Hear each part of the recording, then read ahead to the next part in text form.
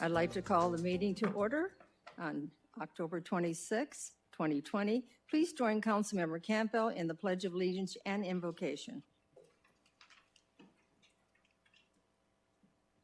I pledge allegiance to the flag of the United States of America and to the republic for which it stands, one nation under God, indivisible, with liberty and justice for all.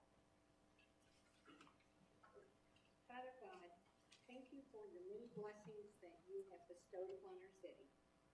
In these times of uncertainty, COVID, national unrest, we know that you are in control, and we seek your guidance as we go about our daily lives. Help us to understand the complex issues that face us every day, and give us the courage to uphold our principles. May we continue to treat each other with civility and respect as we meet tonight and discuss various issues. May we be ever mindful of the effects of our decisions upon our city and upon our residents. We thank you, Father, for shielding our police officers this past week who were involved in a crisis situation. We ask that you surround and protect our fire, police, and military and their families as they serve our city and our nation every day. We ask these things in thy most holy name. Amen. Amen. Thank you, Councilman Campbell, for those words. Our city clerk will now give information on how to participate in tonight's meeting. While the Goodyear City Council meetings are open to the public, the occupancy has been reduced to implement social distancing. Seating is generally available on a first-come basis, but meeting attendees will be cycled in and out if necessary to allow for speakers to speak on certain agenda items. If you wish to speak during a regular meeting, please complete a speaker's card so that we may ensure you are in the room for that item. Face masks are required and must be worn when moving throughout the building. Our residents still have several ways to address the council. They may submit their questions and comments to publiccomments@goodyearaz.gov, and during meetings, they can view the meeting using Facebook, YouTube, and the link from our agendas using Granicus. After the meetings are completed, they can also be viewed on YouTube. The public may always contact the mayor and council at any time by sending an email to gycouncil@goodyearaz.gov. Thank you. Now is the time for citizens who would like to address the City Council on any non-agenda item within the jurisdiction of Goodyear City Council. Are there any speaker cards? Yes, Mayor. All right. Taylor Earl.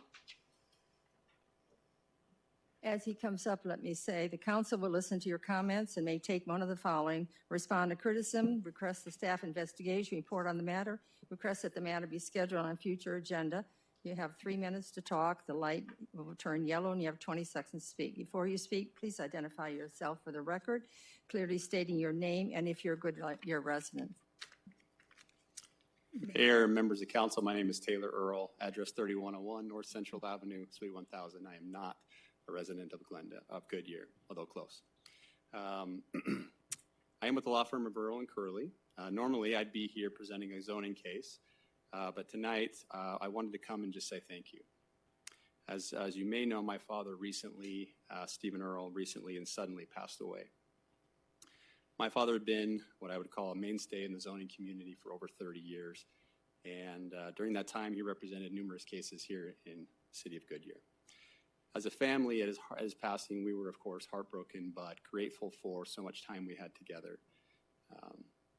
Personally, I was grateful for so many years of practicing law together, ultimately becoming law partners. I consider it one of the great honors of my life. My father was very proud of the work that he did in the city of Goodyear. He worked on wonderful projects and valuable collaborations in the city. His work to help build the community meant a lot to him throughout his life. But I recognize that none of that could have happened without the work of many individuals in Goodyear. So tonight, please let me just say thank you. First, thank you to the members of the City Council, both past and present, for your engagement and leadership on the many cases he worked on, and for your respect and friendship to him over the years. Thank you to the members of the Planning and Zoning Commission, past and present, for their detailed analysis, thoughtful questions and comments, and for pushing his projects to be better. And thank you to the many wonderful city employees, planners, directors, city managers, attorneys, and everyone else over the years who collaborated with him to turn good projects into great projects. There were countless hours in meetings, on emails, and phone calls. Thank you for helping to make my father's career more than just a job. To him, one of his great life's purposes was to bring good development to the valley, including to Goodyear, and to do so with integrity, professionalism, and if you knew him well, a little humor. So thank you on behalf of my family, my firm, and myself. I want you to know that your contributions to the city and to the valley, they do matter, and they're deeply appreciated. Thank you.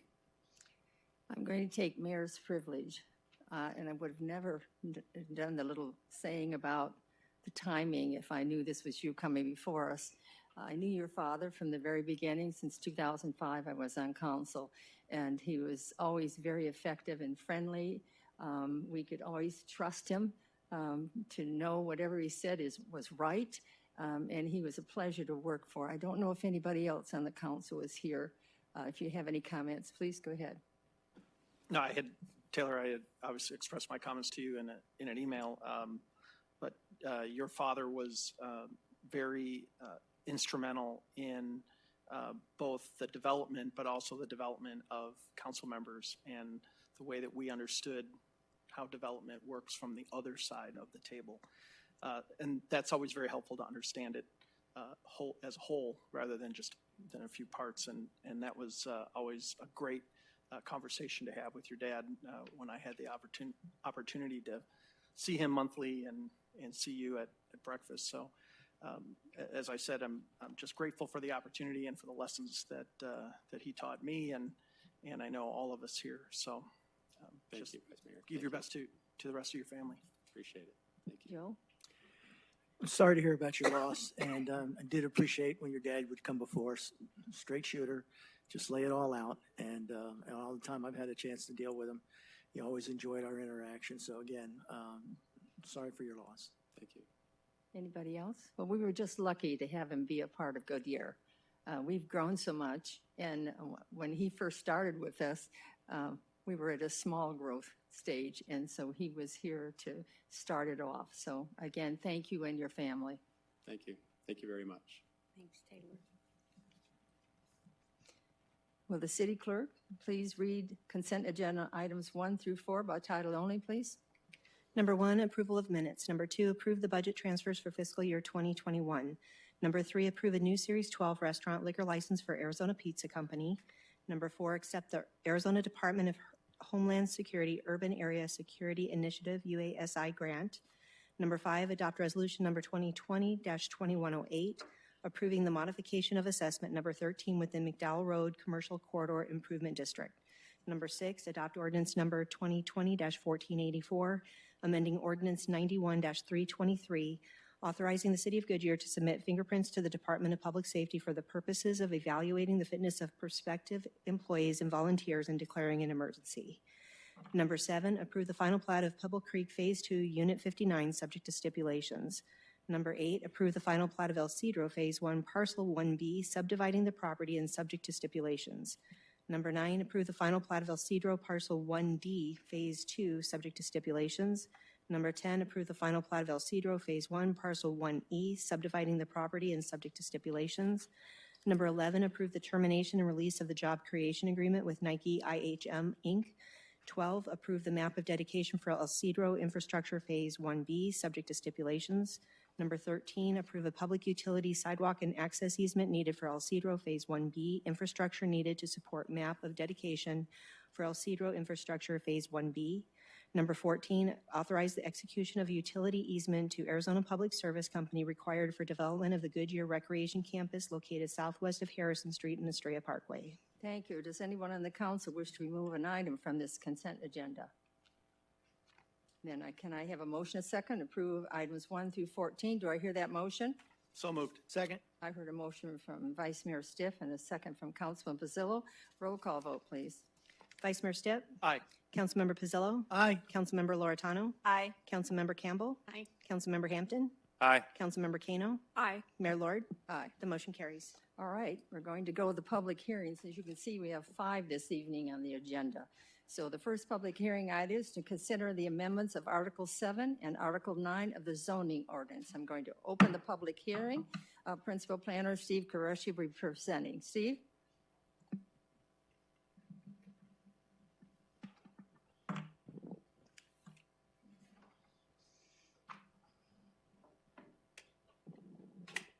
Good evening, Mayor, Good council members. Tonight's presentation, amendment to Articles 7 and 9 for electronic message displays. And just some background, Article 7, that's the Article 7 of the zoning ordinance that regulates all signage within the city. The next article we're amending tonight is Article 9, and that is special districts, which is basically unique regulations for unique areas. We have several districts within the city. And the one we're going to talk about a little tonight is the McDowell Road district, which was basically, businesses along McDowell Road from basically 145th west to Saraville. And that district was adopted in 2017 for the purpose of allowing electronic message displays for those developments along McDowell Road. And a couple definitions we'll talk about tonight. The electronic message displays, those are the main item of tonight's hearing. Also want to talk about the reader panel, another signage that you'll see with a change of copy, but more the manual means you're actually going up there and placing the letters or numbers. So electronic message displays, generally they're prohibited within the city. The exceptions were the McDowell Road corridor.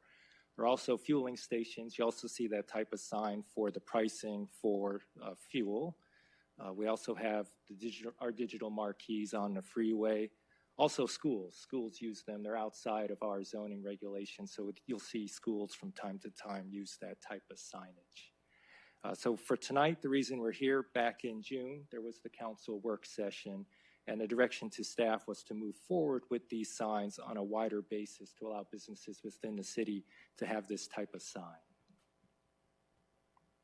So in moving forward, we looked at our zoning ordinance, looked at what sections we needed to amend to permit these types of signs.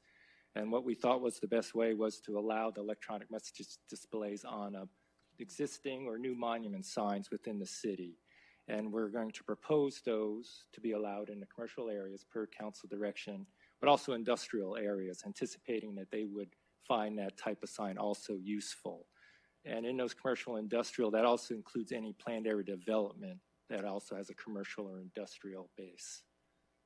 And because it's an amendment to the zoning ordinance, it did require it to go through the public hearing process, so it does require Planning and Zoning Commission and City Council review and approval.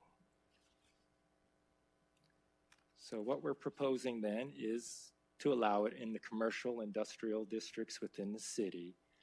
And it would be on the monument sign. So that is the typical sign you see out on the streets, on the arterials. General looking one right here, typical sign that you might see, the monument signs for the commercial areas. The displays, and we're going to start getting into a little bit of the standards that we're proposing, but displays would be static. So no video, no animation, no movement, no sound. Displays would have to be up for at least 8 seconds. So that would be the minimum time that any one image would be on the display. Changing between images would be instantaneous. There would be no fading, slowly transitioning to another. It would need to occur very quickly. And then what we would like to propose then from dusk till dawn with electronic message displays, the main concern is at night that the sign is too bright. So we'll cap it at 300 nits, which is basically a state. Most of these we're taking from the state standards for outdoor advertising. So that's the 300 nits that you'll see. We're also proposing that if the sign is within 150 feet of a single family residential district, that'll be shut off after 10 p.m. And again, that's for purposes of light trespass into someone's residential yard. Also, if the sign is malfunctions, if you have a jump image or too bright image, another requirement is that the sign would be shut off. You'd have to have a mechanism to shut it off. And then a general provision, this is pretty much for signage all within the city, no off-site advertising on the sign. Just because you now have an electronic message and you can have several different messages cycling, it still needs to be for products, that business that's on-site. So on-site sign advertising only. And for the size of the display, we have, it'll be 50% of the allowed copy area, or 24 square feet. So a couple examples. This image here, this is from the Canyon Trails Town Center, Super Target there on Cotton Lane in Yuma. It's a large monument sign. It's about 20 feet tall. So you have 150 square feet of copy area. So 50% would be 75 square feet. So when we look at that, 24 square feet's less. We do not want a 75 square foot display. They would get 24 square feet that they could place somewhere here, probably remove a panel, add the display. They could retrofit this kind of sign. A smaller sign now, a one business type of sign. This one here is about 8 feet tall. And so that would have 32 square feet of allowable signage. So what they could have is 50% or 24 square feet. The 16 square feet to 50%, that's the lesser of the two. So they would get 16 square feet for an electronic message display. And this one here, it's about 2 by 5. So what you're seeing here in this example, about 10 square feet. So that would fit within the allocation that the zoning ordinance would propose that they could have. And again, the basis for a lot of our standards, Arizona state statutes, a lot of the valley cities have adopted those same standards, the 8 seconds, immediate transition. These are pretty much the same standards that we had previously adopted in 17 for McDowell Road District, and also for our digital marquees. And so for amendment to Article 9, basically we're recommending that that section be deleted since we no longer need that McDowell Road District, since its main purpose was to allow the electronic signs. Since we're going to allow them on a wider city basis, there's no need for that special district. So we're just recommending that section be deleted. And again, just a comparison with other cities. We have Surprise and Avondale Buckeye. There they do allow these digital displays to occur. And then the separation, the 150 feet that we were talked about before. We have a few cities that do incorporate that. And again, they use about a similar separation, 150 feet down to about 80 feet or so. So we're in line with what other cities are doing. And because it was a public hearing, we did take care of all the notice that was required for that public hearing. There was also over 1,300 mailings sent to stakeholders within the city. To date, staff did not receive any opposition from any of that notice provided. We did not receive any opposition to the proposal. So for our recommendation, there is a split recommendation. The staff recommendation is approval of the amendment to Articles 7 and 9. The Planning and Zoning Commission, they did hear this on October 14th. They did recommend denial of this amendment for the reasons of safety, aesthetics, public outreach, and light trespass, as further described within the staff report. There was also one resident at the hearing who voiced opposition to the proposed amendment. With that, Mayor, that concludes my presentation. Staff's available for any questions. Good presentation, very clear. So I'm going to close the public hearing. Will the city clerk please read resolution number 2020-2098 by title only? Adopt resolution number 2020-2098, declaring a public record that certain documents filed with the city clerk entitled amending Article 7 of the City of Goodyear zoning ordinance. I did not ask for if you had any public speakers. Do you have any? I don't have any. All right, I'm so glad. Thank you. All right, I'm going to close the public hearing, if I haven't done that already. Will the city clerk please, did you read the resolution yet? I already read it. All right, thank you. So can I have a motion a second to approve the resolution number 2020-2098? Do I hear a motion? So moved. Second. I heard a motion by Councilman Campbell and a second by Councilman Loretano. Open for council discussion. Molly? So, Steve, this is something we've talked about for years and years and years. I mean, this isn't a new subject for any of us except the newer folks on council. What I envisioned with these signs, they would also be a public safety tool for us when we have an Amber Alert or when we have an emergency that we need to get information out. when a road is closed, when we have trees down, things like that. That's how I can see it used after hours or whenever we have an emergency. Because we don't have any one location where anyone can go and get all the information on what's going on in the city. And I just remember when we had the bad storm and half of the trees down Bullard Avenue were all blown down and Estrella was blown down. We had garage doors blown off. And I just think that we may have the ability, and I don't know if that is, I don't know quite how to make that work, if we would have the ability to possibly use some of those signs on our major thoroughfares, if they put an electric sign in, if it could be used for us, if we needed it. Specifically, we have it already at the ballpark. The community park on, Litchfield. yeah, on Litchfield, Litchfield by the fire station. And people look there to see when the classes are. They look there to see if the pool's open or the splash pad. So they're really great information tools for us to have, because not everybody is online and not everybody reads our In Focus. And my last question is, for the Culver sign, is that the size that they use at all the Culver locations? Because I don't want us to impose a different size if other cities are allowing a larger size, or what. It's like when Burger King came in and we said you can't have red, and that's their national color. But I just want to make sure that that conversation has been held for those that we know want these signs. If they're coming in with a reasonable amount and that's what the other cities allow, then I'm hoping that's how you drafted this language. And I'm assuming you did. I think Christopher Baker came to the table. Do you have comments? Thank you, Mayor. Councilperson Campbell. Regards to your first question, could the city use the signage to display public information? The signs would be privately owned, so. But we could still ask them. Yes, ma'am, we can ask them, but they are privately owned, so it's not like we could type on a keyboard, road closed, and it would show up there. But we can certainly create some sort of database and share it with police and fire and 911 and so forth, that they could reach out and see if they could get that message out. But I just want to be clear, the signs are publicly owned, unless it's a city sign like at the ballpark, or if Parks and Recs wants to put one at the rec campus or things of that nature. So, but the signs are privately owned.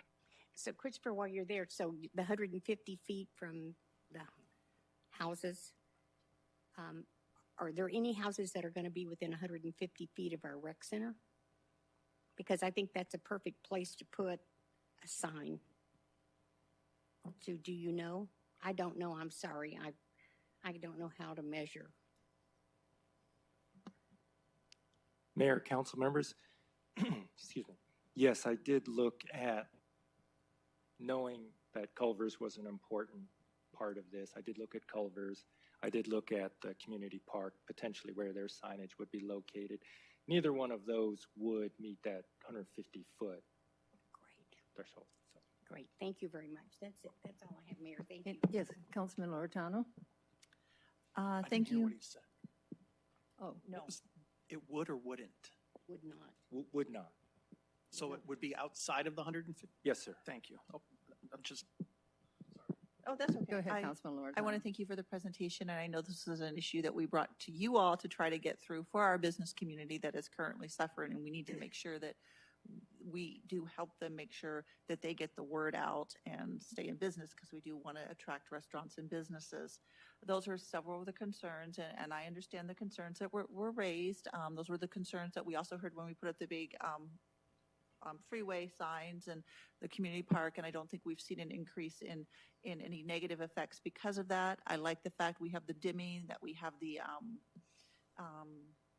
distance, the 150 distance, that it looks like it's going to be good. And I would like to see one at our rec center as well, because I think that's important, especially, or the ballpark, and that those would be our signs, and I think those would be great to be able to get those other messages out for our citizens and everything. So I do support this. I think it's a help for the business community, and it keeps us competitive with our neighboring cities that do allow these. So I believe our restrictions are fair and equitable, and I'm sure if there's a specific problem, a specific area, we can address that with the business owner. So I do appreciate it. Thank you. Any other comments? Councilman Kano? Well, I want to thank the Planning and Zoning Commission. They work really hard, and they gave this a lot of consideration. They had a lot of good discussion on it. I drove down 145th Avenue down to Pebble Creek on the way here, and I didn't see an electronic sign till I got to the Circle K, and gas is $2.24. So even the places where it has been permitted since 2017, it doesn't look like anybody has necessarily availed themselves to it. Some of the comments and concerns by the Planning and Zoning was a Las Vegas effect. And I would say that the only thing that I've seen in the valley close by that has that Las Vegas effect would be the Glendale Entertainment Center along the 101 or downtown where the arena and the ballpark are. There's lots of lights, lots of signs, lots of moving things, but Councilmember Pizzillo and I drove by the Culver sign in Avondale the other day. It's a modest sign. I don't see this to be a Las Vegas type of distraction. I think that these are reasonable. I think the size is reasonable, and actually the electronic version is easier to read than that manual copy one that was listed. So it's a lot clearer. So I am also in support of this. Any other comments? Councilman Pizzillo? Do we use the reverse 911 when there's emergencies? That's the chief. The reason why I asked that question is I can appreciate putting messages on signs, but the problem is that's only people be riding by the sign. To me, the most important would be the reverse 911 because you got people maybe leaving their house, that doesn't know what's going on out there, and they may be riding right into where the sign is. So if we have a real emergency, if we use a reverse 911, I would think that would be much more effective than putting messages on electronic signs, letting people know that maybe a tree's down or don't go in this area because it's flooded. Go ahead, Chief. Well, we have our fire Yes, good chief evening. here. Thanks, Councilmember Pizzillo. We do use the SENS or the reverse 911. Okay. A couple of cases that we've used it in the past was, if you remember, the smoke was really bad for the fire that was here about 6 or 7 years ago. So we used it for that to notify people as it got worse throughout the time. We also use it for lost children. We use it for many things. So it is available through our 911 telecommunications center. And we both do it in both English and Spanish also. Okay, and the only reason why I bring it up is to me that's more valuable than any message. Except the silver alert. Well, on Silver Alert, you're going to see those on I-10 type of overpass. But if we have flooding in the area or whatever the case, and you don't want them there, getting it out to the homes before people get in their car and drive, I think would be much more. But I appreciate that. Thank you. The only other thing I'd add, Silver Alert, Blue Alert, and Amber Alert is all done through the Department of Public Safety. There's certain protocols that need to be met. However, that's where they use a lot of the cell phones where you'll get that alert and you'll get it directly to your cell phone. Thank you. Councilman Hampton? Yeah, I also appreciate all the work that staff did and also the zoning committee. I might be one of the outlier, but I like how we have it now, or even just around maybe the freeways or interchanges like that. I'd rather not see it used all around the entire city of Goodyear, just for aesthetic purposes and the light. And I know you worked hard to put some of those barriers and things like that, not to take away from the businesses. I think that a lot of them are doing pretty well without that use of the sign right now. But yeah, I think I'm going to be probably the outlier. I think it takes away from the aesthetics of how we're doing it right now. So, Vice Mayor? Yeah, I'm done. Yeah. Thanks, Steve. When the digital marquees or the digital billboards came up in the I-10 discussion, I voted against it for a number of reasons, but some of them are what. Was that the main shopping center? No, just the big ones. Big ones on the highway. The big ones that I-10. we put up. Okay. For some of the same reasons I think that Councilmember Hampton is, kind of expressing tonight. But as time has gone on and we've seen what is transpiring with marketing and signage, et cetera, I'm very much in favor of what we're doing here. Keeping it to a minute, this 50% or 24 square feet, I think it's the right approach. It allows us to adapt to what's happening in the future being today or the future being 10 years from now. I think we've seen an evolution in signage design and the technology behind it. And honestly, if it's, and I said this with the digital billboards, if it's okay for us to do it, then it has to be okay for everybody else to do it. And we put it up at the park before we let anybody else in the city put one of these signs up. So for those reasons, I'm gonna be in support of this. I do greatly appreciate the work that the Planning and Zoning Commission puts in and month out, and even the discussion that they had on this particular subject. And it's rare that we talk or that we take a opposite position of P&Z, because I think they're usually really on track with us. But every once in a while, there's times when we have to stand up, and this is one of them. So, any other from council? I can clarify. Oh, we want to speak. Councilman Hampton. Yeah, I clarify. I mean, I do appreciate, I think there's a lot of good things that staff changed and tweaked. I don't think I want it across all of Goodyear. So that's, I mean, as we grow up. Yeah, exactly. As we grow up, I don't want all of our streets to look that way, or like downtown Phoenix or other places that are, I don't know, it might not, because they're going to have control of how they do it and I mean, within the boundaries, but if everybody is doing it. So I don't know, I do like these, but not just for the entire city. So I guess that's where I am. I think we're pretty close, but that's just where I am. So thank you. Well, lastly, but I voted a sign down when I was a council person, and I have regretted it through the years. It was a very nice building. They had a monument sign, but they're making it a little bit larger. So I was being, Miss Council person, and I'm going to the strict rules. We're not going to do that, and I've regretted that because that building has never really developed into much, and it's on McDowell. You know which one it is, and it was a beautiful building. I guess I convinced everybody else to turn it down, and I've always regretted that. We have to help our businesses in a dignified manner and do it well, long-lasting, acceptable socially. And I think that's what we try to do.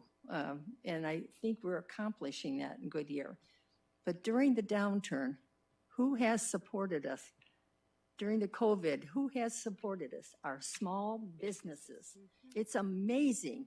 Our city has actually shopped in their own city and kept us alive. And this is the least we can do them. But I think we're protecting them because I think we're okay in good taste. And also, I don't know about you, but I get tired of driving around trying to find where I want to go. And this will be nice. I don't have to. Well, if I have my iPhone, I guess I'll turn in there, but I don't have to be peering out the window and not in the darkness and never seeing a sign anywhere. So I'm like the rest of you, I'm 100% for that. So why don't we, the discussion is finished. How about let's do a roll call vote, please. Vice Mayor Stipp? Aye. Councilmember Loretano? Aye. Councilmember Campbell? Aye. Councilmember Hampton? Nay. Councilmember Kano? Aye. Councilmember Pizzillo? Aye. Mayor Lord? Aye. The motion carries. Well, let's go to the ordinance. Will the city clerk read ordinance number 2020-1479 by title only, please? Adopt ordinance number 2020-1479, amending sections of Article 7, sign regulations, and Article 9, special districts of the zoning ordinance as amended, providing for correction, severability, and effective date, and providing for penalties. Thank you. Can I have a motion, a second, to approve ordinance 2020-1479? Do I hear that motion? So moved. Second. I heard a motion from Vice Mayor Stipp and a second from Councilman Kano. Open council discussion. I think we've had all we wanted to do, don't we? Okay, roll call vote. Vice Mayor Stipp? Aye. Councilmember Campbell? Aye. Councilmember Hampton? Aye. Councilmember Kano? Aye. Councilmember Pizzillo? Aye. Councilmember Loretano? Aye. Mayor Lord? Aye. The motion carries. Good. The next public hearing is an item to consider adopting the zoning ordinance tech amendments for establishment of recreational marijuana establishments. Open public hearing. Here she comes. I thought she wasn't here. So we have Planning Manager Katie Wilkin presenting. Katie?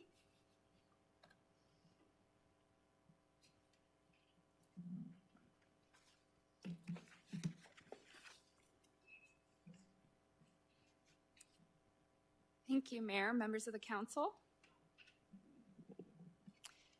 As you are aware, there is a ballot measure, the Smart and Safe Arizona Act, to be considered by Arizona voters this election season.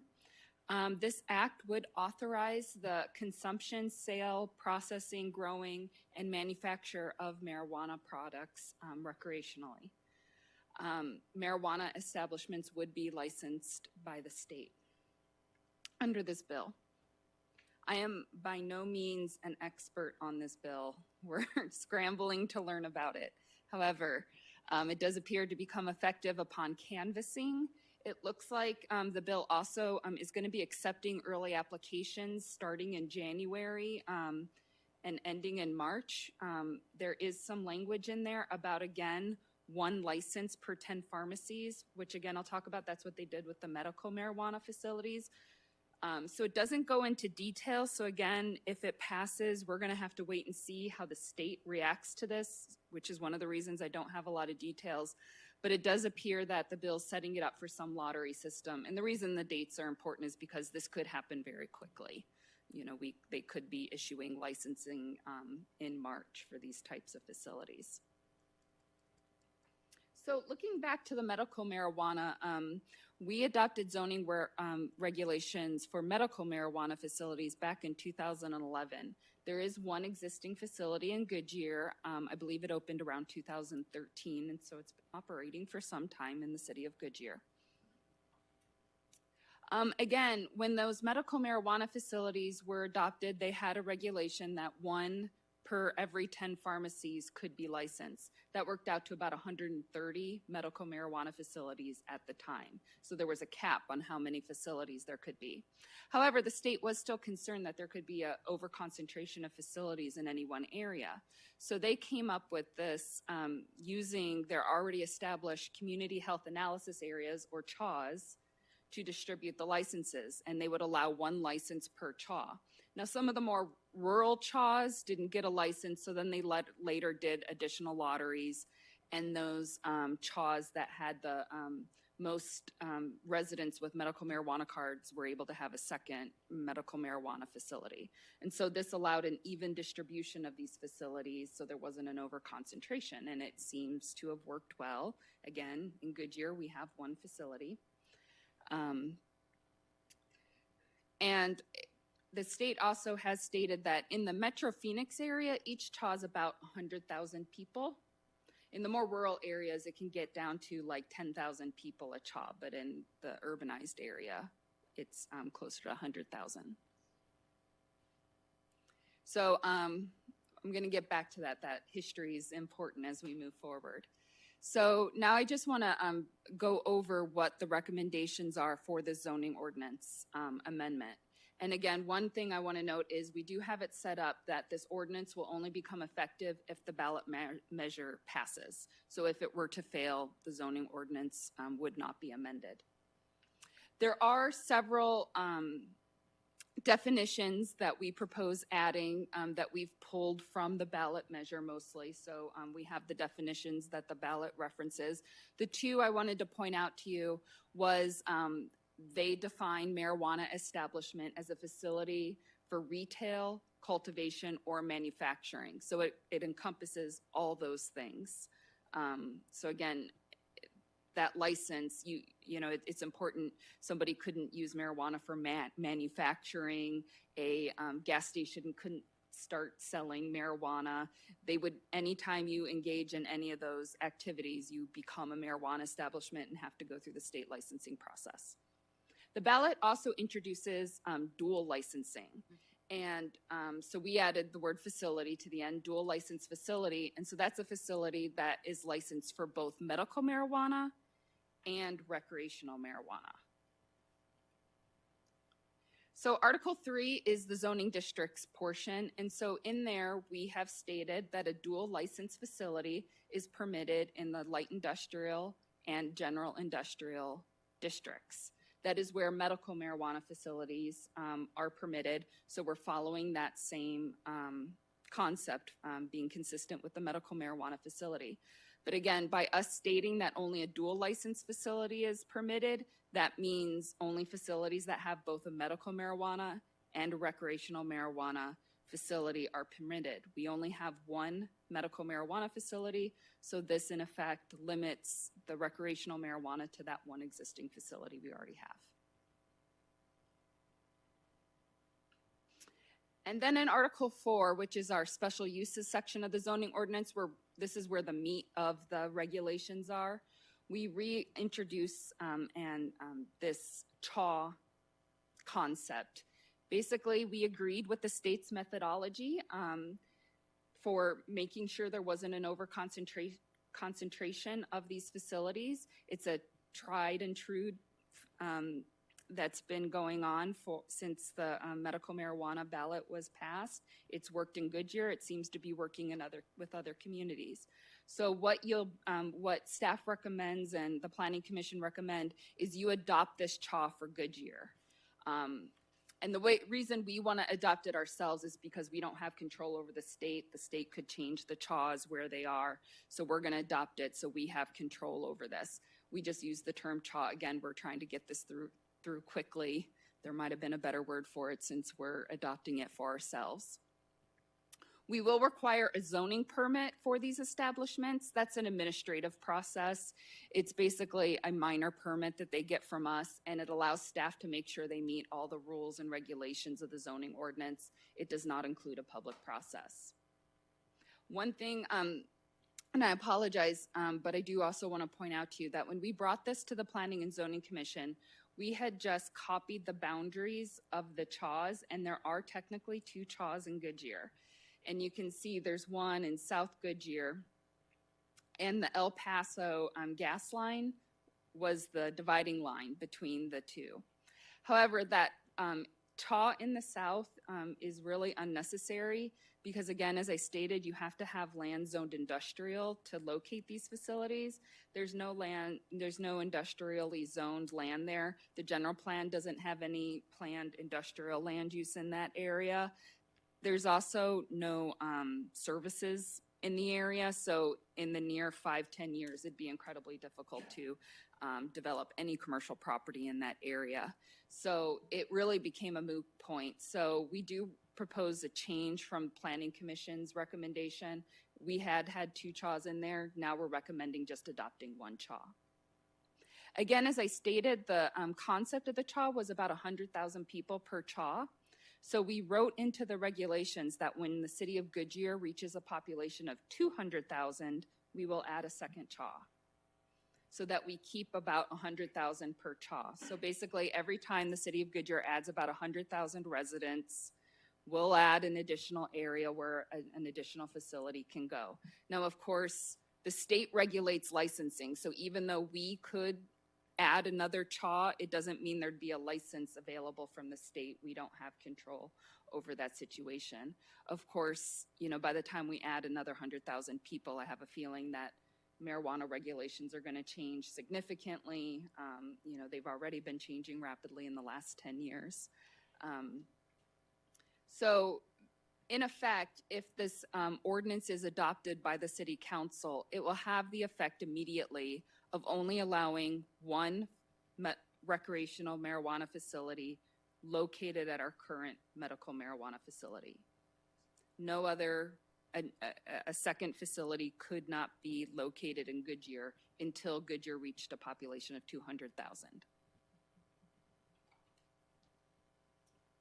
And then, I did have the map. So this is the map showing 1 CHAW. It matches our city boundaries. And I do just also want to clarify, we have requirements of separation from these types of facilities from other areas, as you can see here, from residential districts, schools, parks, churches, adult businesses. And we do measure that from a facility wall. One thing we do have in here is right now, the medical marijuana facility is 2,500 square feet. For a dual facility, we did allow that to go up to 5,000 square feet since there'll be 2,000 facilities. So the size of the building could change. So we will have to make sure if we get a zoning permit that it still meets all these separations, because if the building increases, that means the distance increased. And we haven't gone through and seen, I don't think that they'll have any problem meeting this, but it would depend upon the design of the facility. So I just want to make clear that all these separation requirements are still in place. There have been no objections received from the public regarding this. At the Planning and Zoning Commission, the commission recommended approval by a 5-to-1 vote. The dissenting vote actually recommended that we prohibit these types of facilities outright in Goodyear, and that's why it was a dissenting vote. And then again, I wanted to point out that staff has made a change since the Planning Commission to that CHA map, so there's just one CHA or one area.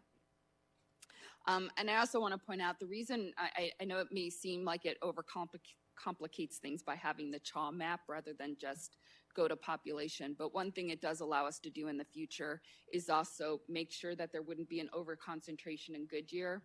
So say we reach 200,000 in population and a second facility we're going to locate, we can make sure we draw the CHAs so that there's an even distribution of population so that the second, facility wouldn't locate adjacent to the existing one, and then we end up with, like a marijuana row kind of situation.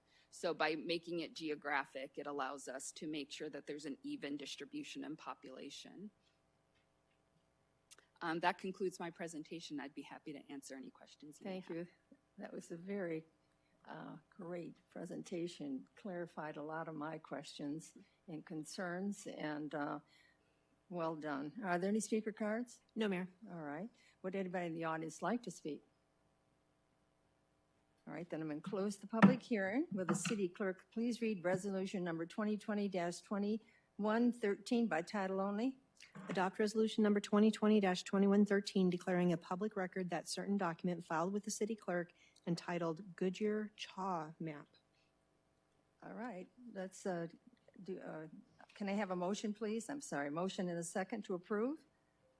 So moved. Second. I heard a motion from Vice Mayor and a second from Councilman Pizzillo. Open for council discussion. Vice Mayor.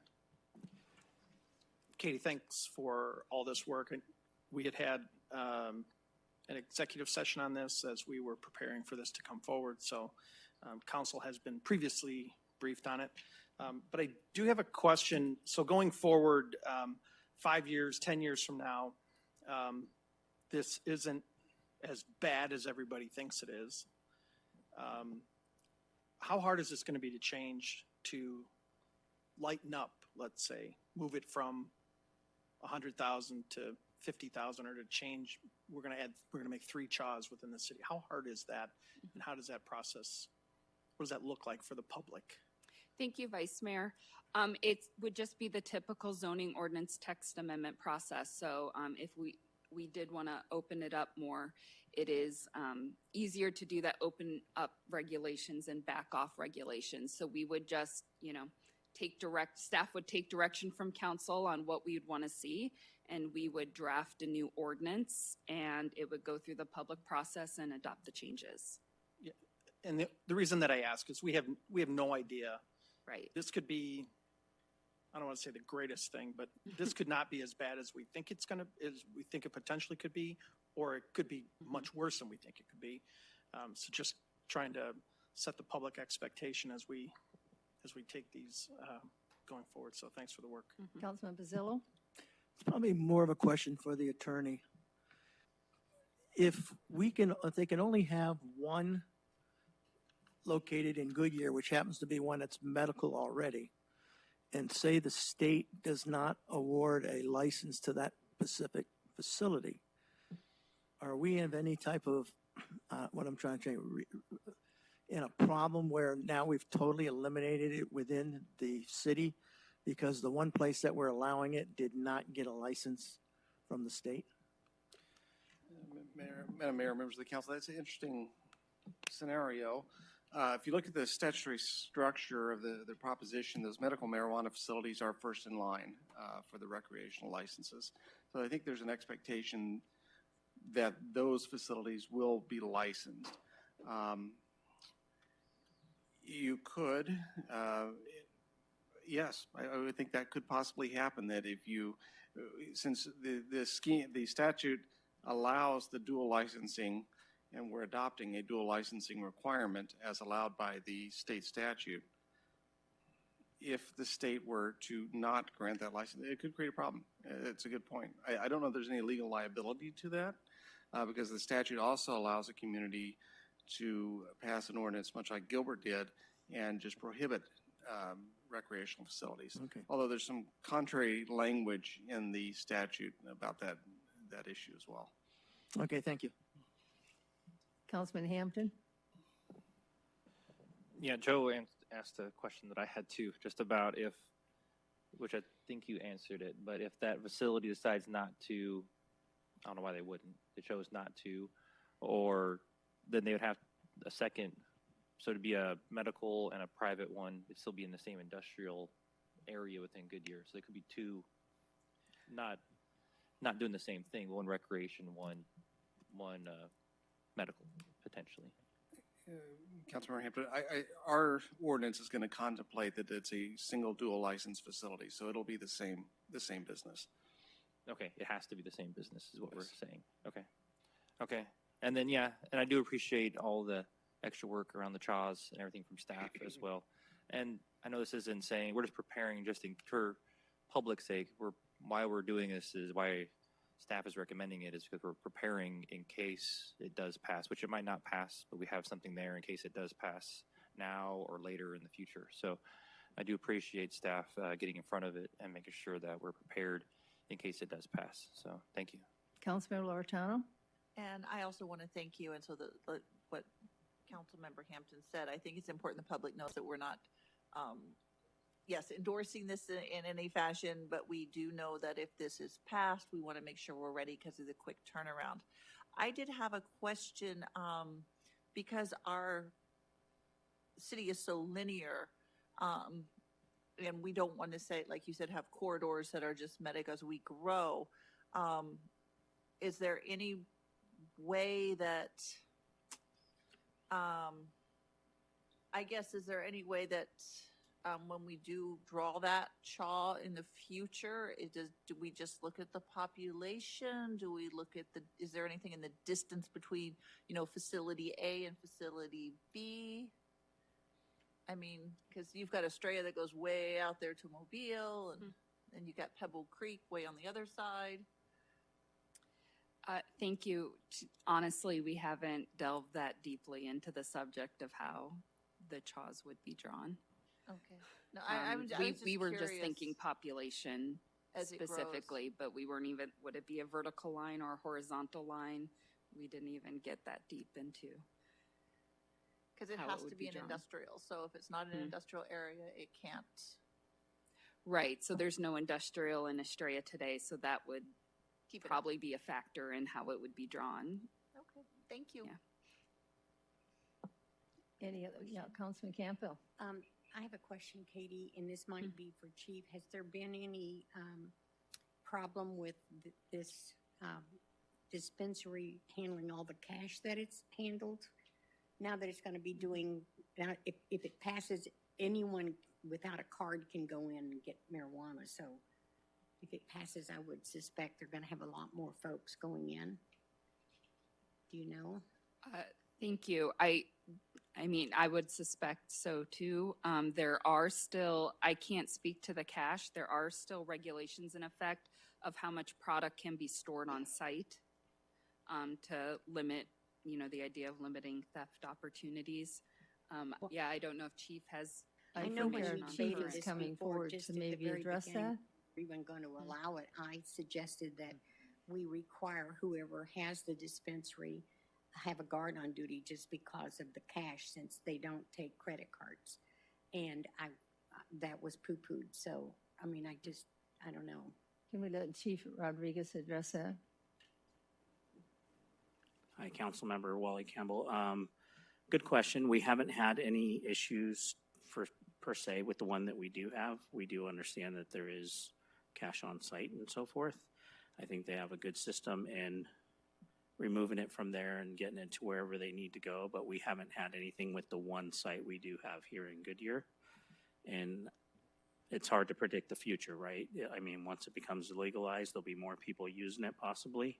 However, we are prepared to work with the businesses and to make sure that our public is safe the best we can. Okay, do they have a set number of hours, Katie, they can operate? I've forgotten. Thank you. Yes, the hours of operation are between 8 and 7. Thank you. Thanks, Chief. Any other comments? Well, I think that what the terms that you've come to decide upon, I totally support this. I don't think that we can go too far out in the future. I understand your concern. Yeah, I know it was, but looking at it, we'll let that council and take care of that at the time, and they'll have more information than we have at this time. So, so good discussion. And I wasn't addressing because what you said. Okay, just. May I too, Yes. just to answer Councilmember Campbell's questions too? We do require that they have an alarm system, a video surveillance system, security lighting, and maintain a security plan. So Great. we do have some provisions for Thank security. you very much. That's comforting to know. Councilman Hampton. This is just looking into the future too. If it becomes a super popular thing, I'm just curious about traffic and flows, and because I was originally that area. I mean, I don't know if it's even a concern if it'll be that much traffic, or if it becomes that popular of a thing to do. I don't know. I don't know if we've thought about that. That's all.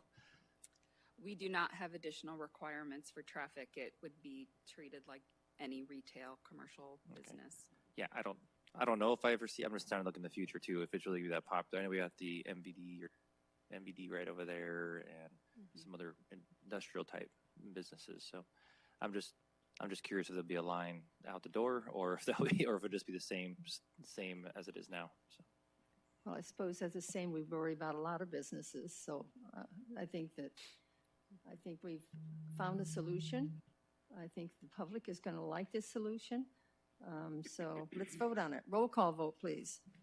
Vice Mayor Stipp? Aye. Councilmember Hampton? Aye. Councilmember Kano? Aye.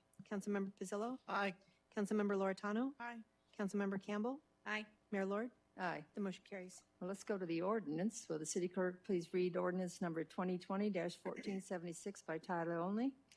Adopt ordinance 2020-1476, amending Article 2 definitions, Article 3-4-1 light industrial park, and Article 3-4-2 general industrial park of the City of Goodyear zoning ordinance, and amending Article 4-2 uses requiring additional evaluation of the City of Goodyear zoning ordinance to add Article 4-2-17 marijuana dual facility, adopting Goodyear CHA map, providing for corrections, providing for an effective date for amendments to the zoning code, providing an effective date of the ordinance, and providing for penalties. Thank you. Can I have a motion, a second, to approve ordinance number 2020-1476? Do I hear that motion? So moved. Second. All right, a motion by Councilman Hampton and a second by Councilman Pizzillo. Open for discussion? I think we've really had it, haven't we? So roll call vote, please. Vice Mayor Stipp? Aye. Councilmember Kano? Aye. Councilmember Pizzillo? Aye. Councilmember Loretano? Aye. Councilmember Campbell? Aye. Councilmember Hampton? Aye. Mayor Lord? Aye. The motion carries. All right, let's go to number 17, the next public hearing, item to consider approving the Avion at Ballpark Village Planned Area of Development. Public hearing opening, planner Christian Williams will be presenting. Hello, Christian. How's it going? It's been a while. We haven't seen you for a while. Welcome. Thank you.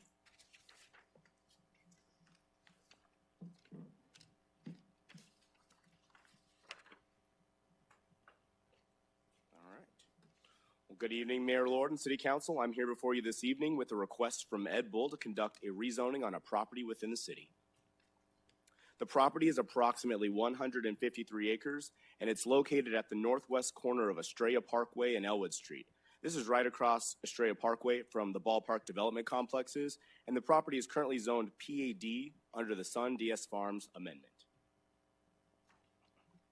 Zooming in a little bit closer, you can see that this project is north of Estrella Crossing Business Park. It is east of Saraville Village, south of Estrella Vista, and west of both the Reds Development Complex and the other side of the future Ballpark Village development. This section of Ballpark Village, it fronts will soon have some multifamily residential as well as some single-family or court home type products. I will also point out that Wood Boulevard is proposed to cross Estrella Parkway into Avion at Ballpark Village, likely with a traffic signal. So there will be a lot of connections between the currently zoned Ballpark Village and this proposed Avion at Ballpark Village. Additionally, Lower Buckeye Road is likely to go across and connect to future developments within the Ballpark Village on the east side of Estrella. So you can see how these two developments are going to feel very linked. We will talk about this more throughout the presentation and about how this area of the city will feel more like a character area and special village within our city. For a little history on the property, and I will make this brief so that we're not here all night, because I think it's football as well.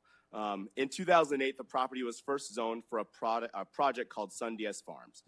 It included a mix of residential and commercial uses.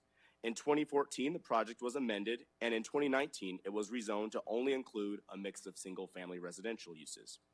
The 2019 plan included 50-foot wide lots, 60-foot wide lots, 70-foot wide lots, Z-lots, zero-lot line lots, alley-loaded single-family detached lots, alley-loaded single-family attached lots, and cluster products, all with modified development standards. The Sun Diaz Farms PAD had all custom land uses, which would have been very cumbersome for staff to administer. Without going into much detail on the previous proposal, I will also say that the lot diversity also wasn't as certain as the PAD provided the flexibility to do quite a bit of different types of products, all in the same product on basically the whole site. Additionally, in contrast, the Avion at Ballpark Village proposal before you today has amenities not envisioned in the Sun Diaz Farms and more certainty as to the product type and lot diversity being afforded. Today, the proposal before us is Avion at Ballpark Village, which will include largely R16 reduced lots, R14 reduced lots, as well as options for R1A, which is single family attached, and or R1C, which is cluster homes or alley loaded products in the southeast corner of the project. The lot diversity is more certain in this new development. The development largely utilizes existing city standards, which is a lot easier for staff to administer, and the amenities, connectivity, and streetscape elements staff believes will set this development apart from what we currently see of developments its size in Goodyear. In some ways, you could call this development a mini master plan community, which also ties in with the larger Ballpark Village development. A couple highlights from amenities. For amenities, the Central Community Park will be 30% larger than our standard at over 7 acres. This will be visible from the main entrance of the community, which is located off of Wood Boulevard and Estrella Parkway. So if you imagine leaving the Ballpark Village area on Wood Boulevard, coming across Estrella Parkway, you will pass through their manicured entrance and make your way to the main 7-acre community park. Off to your right or the north of the park, there will be a featured community center, which will include a resort-style pool with swimming lanes, a shaded kid area, a hot tub, an open-air recreation center, and gathering areas with restrooms. Pickleball courts, barbecue areas, and a tot lot and bike rack are also included. The remaining sections of the park will include some recreational fields, which could host 2 soccer games or other activities, and the park will be connected with decomposed granite trails that run throughout the project. A visual of a very similar community center the developer has built is pictured on the right. That is in the Meadows Community Center up in Camino Lago area, Peoria. And this development, they built this community center, so the one they're proposing here has very similar amenities. A couple highlights from connectivity. A publicly accessible trail will surround the property, which will include an 8-foot trail made of both decomposed granite and areas of traditional concrete path. There will also be a trail access point to Pioneer Street in Saraville Village and to the Saraville Village HOA Park, so that those residents in the nearby communities can use the trail to traverse the property and get to the Ballpark Village area. This infill project also really helps bridge pedestrian access from the residents to the west of here to the Ballpark Village area and its current and future amenities and destinations. Additionally, adjacent to Saraville Village, there will be open space, trails, and view fences to provide visibility and accessibility between the two developments. The image on the bottom right shows the existing Pioneer Street, it's actually the bottom left, shows the existing Pioneer Street at the end of Saraville Village. This will, in the future, open up onto a greenbelt and have trail connections, which allow these residents to access trails and go around the community to Ballpark Village. The walls for the project along Estrella Parkway will include many open areas where instead of having a solid block wall along the Estrella Parkway, there'll be a very open field. They're going to have rail fences and view fences. So it'll make it feel like it's part of the greater Ballpark Village community and not just another subdivision along Estrella Parkway. Again, the goal here is that when you drive down Estrella Parkway, you're not passing by a dozen disconnected communities, but you feel like you've entered a really unique and special part of this city. This mini master plan community will add to that sense of arrival to this important part of our city. And approximately 60 to 70% of the Estrella Parkway street frontage will be open and have rail fences as opposed to that solid block wall. The exhibit on the right shows the trail systems and pathways in blue, purple, and red. To highlight some streetscape elements, detached sidewalks will be used when an 8-foot planting buffer can be provided for. The HOA will maintain the plants in that planting strip to ensure that they are maintained effectively and are replaced when they're damaged. And the R1A, which is a single family attached, and the R1C cluster home area, if a 5-foot planting area cannot fit in the front yards, the sidewalk will be attached, but the HOA will maintain the street trees on the resident side of the property and maintain the residential front yards to ensure that shade trees are maintained and upkept. An example of a detached sidewalk is provided in the picture on the left. Half of the homes zoned in the R16 and R14 reduced zones will have porches or courtyards. Again, an example of that can be seen on the left. In the smaller R14 reduced lots, decorative pavers will be used in the front yards of all the homes. An example of that can be seen in the upper right. For the R1A and R1C homes, which could include 6-pack court homes or townhomes, they will have one shared driveway cut for 2 or more homes, and alley-loaded products will utilize an alley so there are less sea of garages facing the street, but a nice and welcoming street frontage that feels pedestrian-oriented and gives this area character. There will also be a very nice entry feature at every entrance into this community. An example of the monument that will be placed on Wood Boulevard and Estrella Parkway is shown on the bottom of the screen. It will stand at approximately 11 feet in height and bring a grand sense of arrival. In addition, there will be one secondary monument sign on Elwood Street, which is about 7 feet in height, a little bit smaller version of the one you see here. And on Lower Buckeye Road, there will be smaller concreted wall accents that angle from where the top of the wall cap would be and basically guide you into the entrance of the neighborhood. So basically, it's an elongated artistic version of the image you see there. Now, I will point out an opportunity the city has to make navigating in our city just a little bit less confusing as we add more population to this special part of town. If you drive down Estrella Parkway from the north to the south, you hit Goodyear Boulevard North, Yuma Road, followed by Goodyear Boulevard South. Then continuing south, you hit Lower Buckeye Parkway, which has a signal, and in the future, it is very likely that there will be a signal at a new signal at Lower Buckeye Road. As a note, unlike Goodyear Boulevard, those city center loop roads, Lower Buckeye Parkway and Lower Buckeye Road do not connect and they do not loop to one another. The city and the developer are exploring renaming this street, Lower Buckeye Road, to Ballpark Village Boulevard in order to avoid future confusion as people look for that one-through street that gets you from Loop 303 to the Ballpark Village area. The map illustrates in teal where the city will pursue renaming the street name. So if we're looking on the map on the bottom right here, that's where we're going to pursue renaming the street name. The areas in orange in the future would be named Ballpark Village Boulevard when they are constructed. And the area in red is a dead-end road that does not go through. The Avion at Ballpark Village Development proposes to remove this asphalt area and transform it into a well-landscaped area with the decomposed granite trail. And that upper image on the middle will show you kind of where the road's going to end. It kind of hooks up north into the other neighborhood. And beyond that point will be landscaping. So staff has evaluated the impacts of this proposed zoning to the greater community. And with no major concerns being found, staff recommends council approval to rezone the property from Sun Diaz Farms PAD amendment to Avion at Ballpark Village PAD, subject to the stipulations found in the staff report. And with that, I'll take any questions you might have. Thank you very much. I think I see Ed Bull in the audience. Would he like to come forth and speak tonight?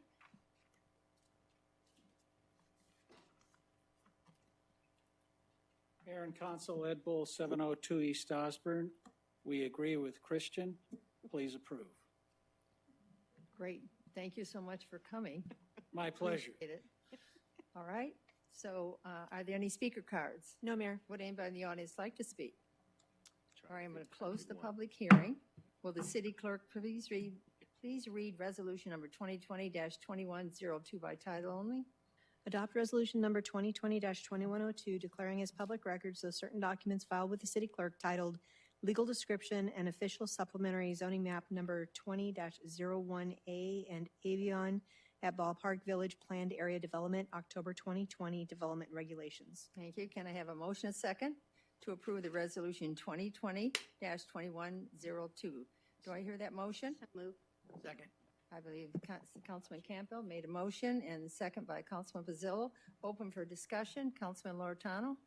Thank you for the presentation, and thank you, Ed, for bringing this forward.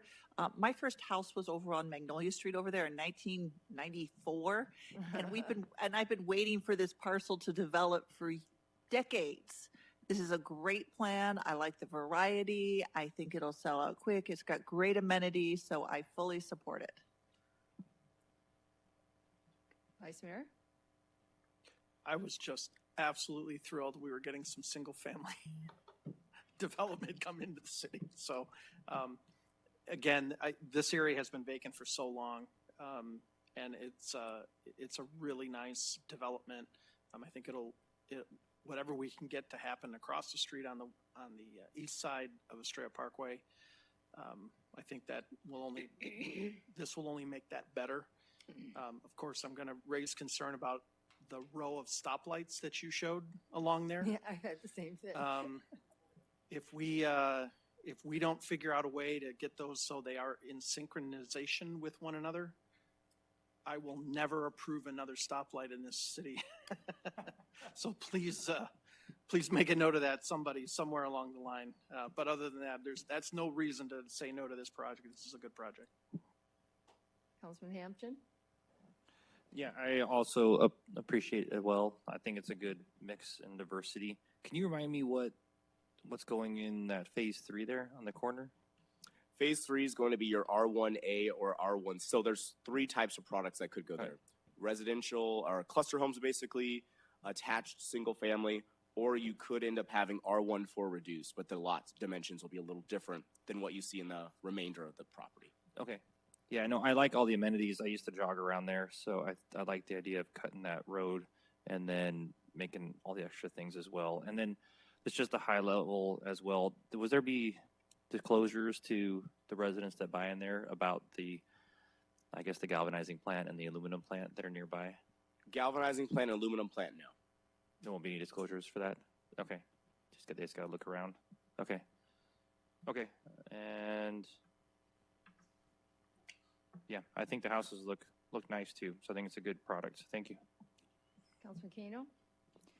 Well, I think I'm echoing a lot of comments, but I do appreciate the creative project, the diversity of projects, the connectivity, the emphasis on shade trees, the walkability. Just well done. I'm very excited about this particular project, and I think it's going to be a real asset to the community. Anyone else? Well, then I'll speak. I think the trail is so creative. It's something that we talked about early on with Goodyear. In some of the earlier areas, like behind Pebble Creek and beyond, could have been connected had someone that developed and been so creative, or we had the idea. And this is exactly what that part should have been, so that people don't have to go out on the road. They have that walking ability. So I'm excited about this. And I'm excited about the homes you were showing, different pattern of the construction, and if it looks like the pictures of it showing us, it'll be a variety that we haven't had before. But just curious, when you did the showing the different home sites, you had different colors there. Was that just because of the was that because of something that's meaningful? Does that mean that's the color palette for the homes? No. Okay. So what that is those are different sizes of lots. So those are the R14 reduced, R16 reduced, and then phase 3 is just, it's highlighted in a more of a broad scale because there's some opportunity there for either cluster homes or attached homes. Okay. So that's just basically showing you land designations. which I think really brings this project a step up from Sun DS Farms because the Absolutely. lot diversity is more defined Absolutely. here. Well, thank you for clarifying that. I like the idea that you're going to maintain some of the landscaping. I think that's going to be helpful to us. So I'm excited. I know you all are. So any more discussion? All right, let's do a roll call vote, please. Vice Mayor Stipp? Aye. Councilmember Pizzillo? Aye. Councilmember Loretano? Aye. Councilmember Campbell? Aye. Councilmember Hampton? Aye. Councilmember Kano? Aye. Mayor Lord? Aye. The motion carries. Well, let's go to the ordinance. Will the city clerk please read ordinance number 2020-1480 by title only? Adopt ordinance number 2020-1480, conditionally rezoning approximately 153.66 acres of property located at the northwest corner of Estrella Parkway and Elwood Street, known as Avion at Ballpark Village, amending the zoning map of the city of Goodyear, providing for non-abridgment, providing for corrections, providing for severability, providing for an effective date, and providing for penalties. Thank you. Can I have a motion, a second, to approve ordinance number 2020-1480? Do I hear that motion? So moved. Second. A second? I heard a motion from Councilman Hampton and a second from Councilman Loretano. Open for council discussion. I think we've really had the discussion, and we're all smiling. We're all happy about this. So roll call vote, please. Vice Mayor Stipp? Aye. Councilmember Loretano? Aye. Councilmember Campbell? Aye. Councilmember Hampton? Aye. Councilmember Kano? Aye. Councilmember Pizzillo? Aye. Mayor Lord? Aye. The motion carries. All right, we're on number 18, next public hearing, item to consider adopting the district at Civic Square Planned Area Development Overlay. I'm opening the public hearing, and Kristen Williams is staying with us for this presentation. Kristen? Be here for a couple minutes. Yes. So I'm here with you with a request from Wendy Riddell to conduct a rezoning on a property within the city. The property is approximately 9.3 acres, and it is located east of the northeast corner of Monte Vista Road and Pebble Creek Parkway. So you'll see that on the map with the red box and the star right south of Encanto. The property is currently zoned PAD under the Goodyear Planned Regional Center Commercial PAD. Zooming in a little closer, you can see that the project is north of the market at Estrella Falls. It is adjacent to the Bullard Wash Park. It is south of Evolution at Estrella Falls, which you might remember being called Live Goodyear. And it is just across the Bullard Wash from the future residential that will be a part of Civic Square at Estrella Falls. West of the project is the Roosevelt Irrigation District RID Canal and a C2 commercial center, which we're going to talk to on the next item. I'll also point out that this property is more than 1,000 feet from the nearest single-family residential development in Palm Valley Phase 8 North. As it relates to the general plan land use, the project falls in the business and commerce area. I will point out that Evolution at Estrella Falls and the residential developments under construction right now at Civic Square at Estrella Falls are also within this general plan land use designation. The project also is within close proximity to transit-oriented development overlay, as well as in close proximity to the Village Center Overlay District.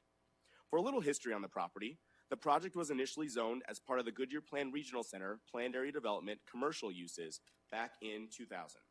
Much of the northern and western portions of that PAD have now been rezoned to be included in the Civic Square at Estrella Falls PAD.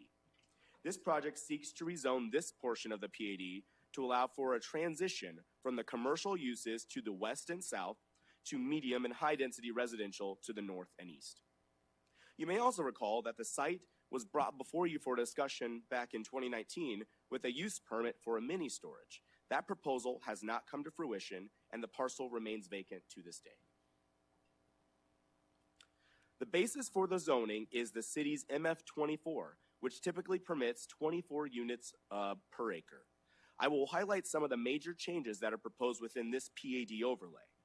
This PAD overlay proposes the allowance for 39 units per acre.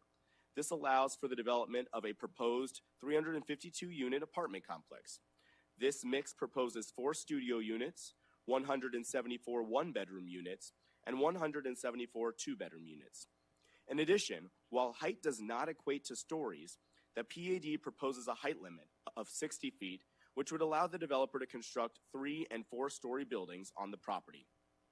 With the current projected 40-foot height limit in MF24, it would not be easy to construct a 3- or 4-story building with the height of ceilings that luxury units often afford their residents, and the densities being requested would not easily be attained.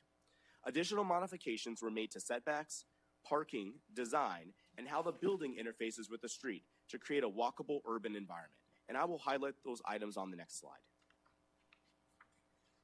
Setbacks have been reduced along the front side of the complex, which is Monte Vista Road, to allow for a more urban and walkable feel. All units which have a patio on the first floor, street side, will have a gate which allows them direct access to Monte Vista and easier walkability to the future Civic Square at Estrella Falls area. Units on the east side, which are adjacent to Bullard Wash, will also feature a patio with direct gate access to a path, which will be bordered on the Bullard Wash Park. Setbacks on the west and north have been reduced as they back to existing multifamily, the Evolutions at Estrella Falls, and the Roosevelt Irrigation District Canal, which runs behind that 2-story and 1-story commercial center on Pebble Creek. Parking in this development will be provided via a mix of garages, tandem parking in front of garages, covered parking, open parking areas, and tandem open parking. The developer is requesting 1.5 spaces for the 2-bedroom units as opposed to 2. The developer has found that in their communities, not all 2-bedroom units have 2 tenants or 2 vehicles. A lot of people use home offices these days. In order to provide the city with some assurances as it relates to parking, though, they will provide a parking management plan to the city, which will be approved as part of the site plan. And an example of a tandem space in front of a private garage can be seen in the upper left. As it relates to amenities, the developer will build a minimum of a 9,500 square foot clubhouse, a resort-style pool, shade areas, a dog park and wash station, fitness center, outdoor barbecue, and a turf area. An example of a pool area can be seen above in the upper center depiction picture, with seating and grass area surrounding that resort-style pool. Additionally, in order to ensure the buildings are visually interesting, architecturally unique, and do not appear just like a huge cookie-cutter giant apartment building, the developer will have to provide at least 4 color options, as well as provide other features to provide visual interest on the buildings. As you can see from the image on the bottom, the building has various base colors and vertical elements, staggered roof lines, and treatments, which makes the buildings appear to be several buildings next to one another. I would call it more row house feel, as opposed to one giant apartment building repeating over the site over and over again.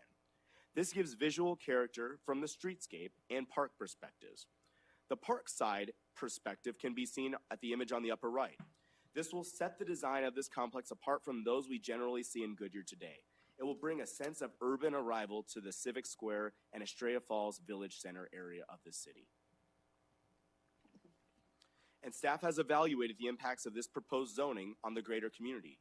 With no major concerns being found, staff recommends council approve the rezoning of this property from Goodyear Planned Regional Center Commercial Planned Area Development to District at Civic Square Planned Area Development Overlay, which includes multifamily uses, a density of 39 units per acre, modified development standards, and design enhancements subject to the staff report stipulations.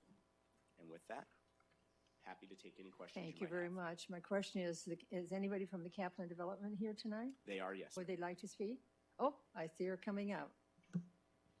Yes, thank you, Mayor, Council. Wendy Riddell with the law firm Barry Riddell, 6750 East Camelback. I'm going to see perhaps if I'm as lucky as Mr. Bull was tonight and just answer any questions that you may have. Well, we really appreciate that, and we'll call you forth if they have a question.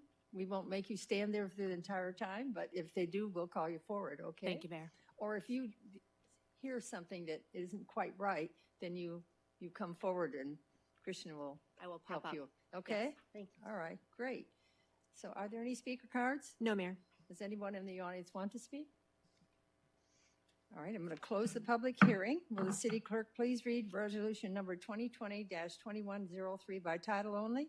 Adopt resolution number 2020-2103, declaring as public records of certain documents filed with the city clerk, titled Legal Description and Official Supplementary Zoning Map number 20-02A and District at Civic Square Planned Area Development Overlay. Thank you. Can I have a motion, a second, to approve resolution 2020-2103? Do I hear that motion? So moved. Second. I heard a motion from Councilman Kano and a second for Vice Mayor Stiff. Open for council discussion. Councilman Pizzillo. Can you go back to the slide with the multiple colored? Yes, sir. Hold it right there. Yeah, I really like that idea. We get a lot of apartment complexes that use the grays or the tans. They're all the same, and to tell you the truth, I know the eyes and beauty's in the eyes of the beholder, but I really like the fact that you're mixing it up, you know, as far as the visuals are concerned.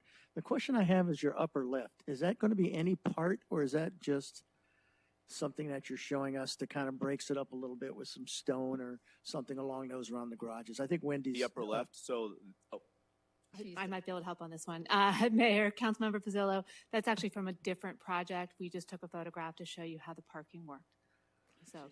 Yeah, I like the variety of colors. You know, I just think it would be nice if somehow you can mix some other pieces of the facade in there just to kind of separate it up if that's possible. You know, I do like the upper left of what you had there. I realize it's a different project, but, you know, other than just colors, if there's possible that you can slip some things in there to break up the feel of the facade. That's all. I like the fact that you got the multicolors in there and the way it looks like more row homes because it's breaking how some of that is set up, which makes it nice. So it's not just one straight thing, but anything that you can do to add a little more character and separation would be appreciated. And I'll point out one thing just to make sure I didn't confuse you with that image. So that image is just to show the parking. That would be on the back side of the building, so the public wouldn't really see that back of house. But that back of the building will match in character what you're seeing down there on the bottom and the one in the upper right. That's the plan we have proposed right now. And those stipulations about having different vertical elements and features, that's stipulated to get you a building that looks more like what you see on the bottom and the right, Okay. not the one on the upper left. Okay. And Thank you. any other questions? Councilman Campo. I don't know if it's appropriate because we're just setting up the development overlay, that's all. But the Bullard Wash, when you were talking about that they would have access to go into the wash. And I just want to be sure that early on we have these conversations, that there is plenty of drainage there so that there's not a lot of water standing and it floods like it did in Pebble Creek. So I don't know how we took care of Bullard Wash, how we built it, but that's something that if the developer needs to take care of, or us, whatever, we need to work in concert with that so we don't have another issue. And I'm assuming because of the design of the property, the only going in or out is just going to be on Monte Vista. Correct. So they will have their main entrance literally north of the Cal Ranch entrance. Mhm. That's the proposed main entrance. They'll also have an emergency access both onto Monte Vista. Right, and has this gone through fire? Or have they had Fire, conversation? so this is just the zoning process. Yeah. We're also looking at the site plan as well. Okay, So fire good. will make sure that it meets the separation requirements or Perfect. that they'll mitigate in other ways. And just as it relates to water, when this project develops, they'll be responsible for making sure that their flooding is maintained and all that on their property. Okay, but it's not necessarily on their property, Christian, because it'll be down into the wash is what I'm saying. So it's going to take both of us, just like. Got it. Yeah. And then my last question is there any discussion at all that there would be retail on the bottom floors of these, or it's just strictly going to be residential where people are going to actually live? There has not. So this will just be residential.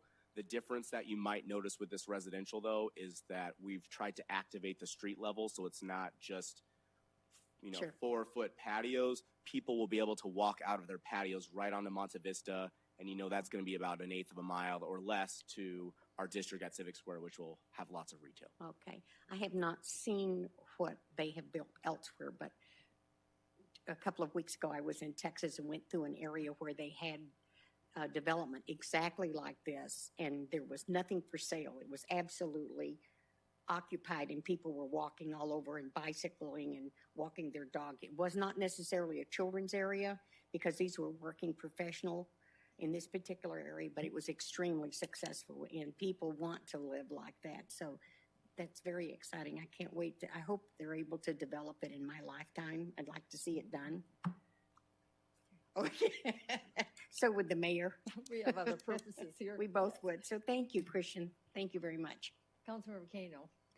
Well, we're getting a lot of different projects with different parking requirements, and I think we're starting to get used to it, that not everybody has 2 cars and a two-bedroom. But I just want to be sure that we have adequate guest parking, because there wouldn't be any on-street parking there. Absolutely. And the way the city ensures that is through that parking management plan that they'll provide with the site plan on how they plan to manage and monitor that. Okay.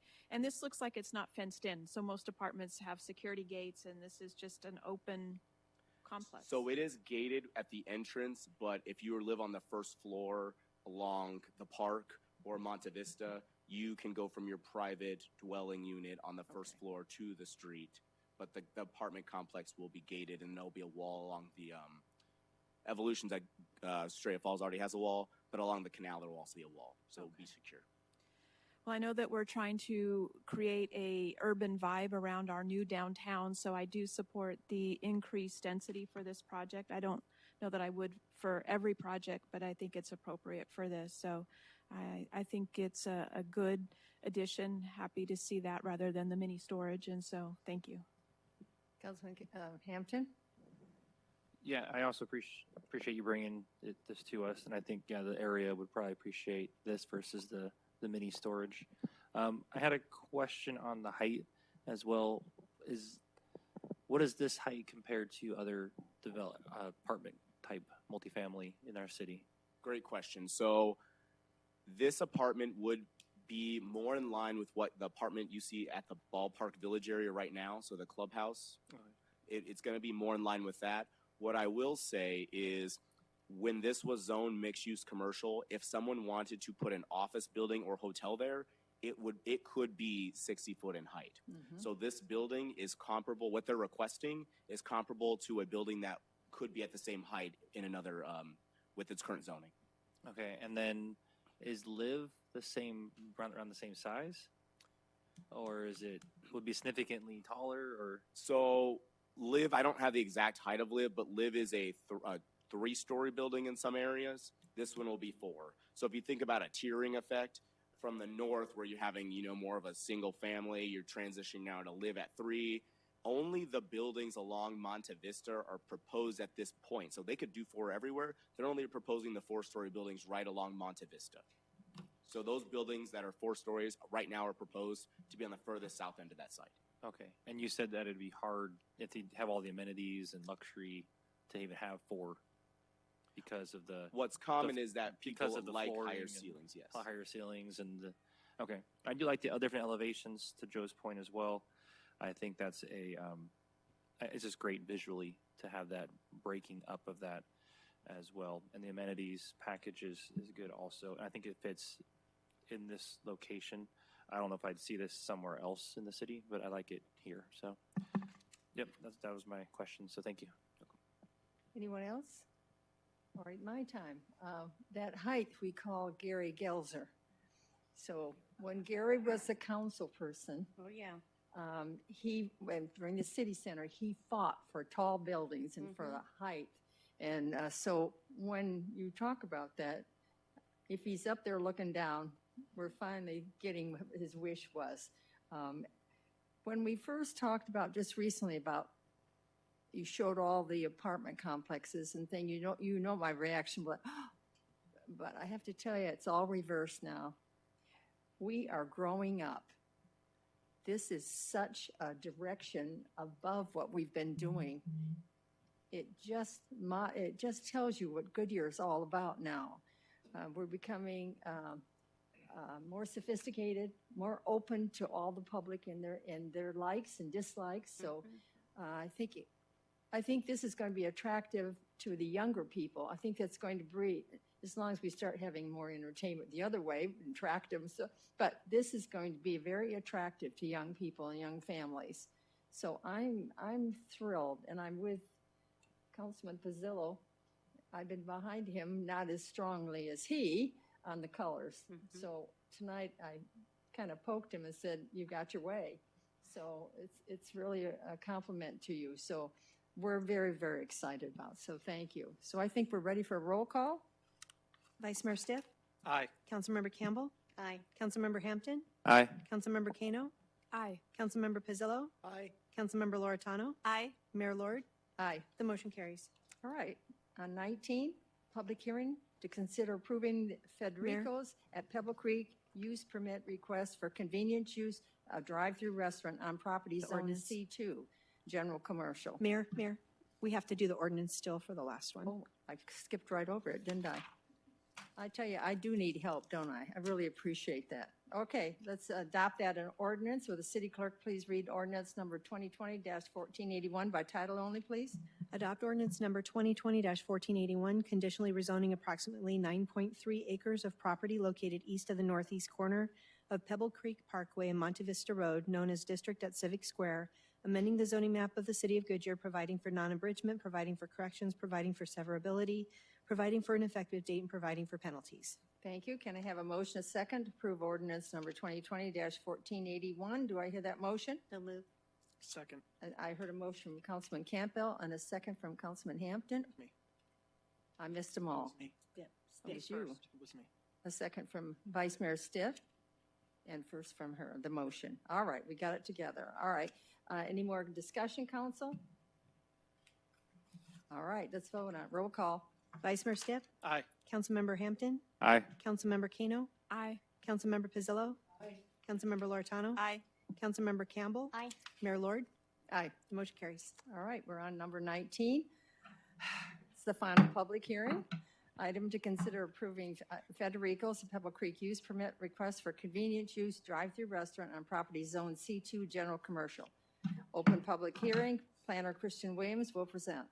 All right, I promise I'll stop talking after this last item.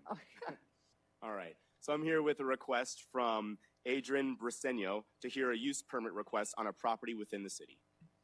The property is approximately 0.895 acres, and it is located north of the northeast corner of Pebble Creek Parkway and Harvard Street. The property is currently zoned C2 general commercial, and the property is located in the vicinity of where that star is on the map. And we're just going right across the RID from where we were just at. Yes.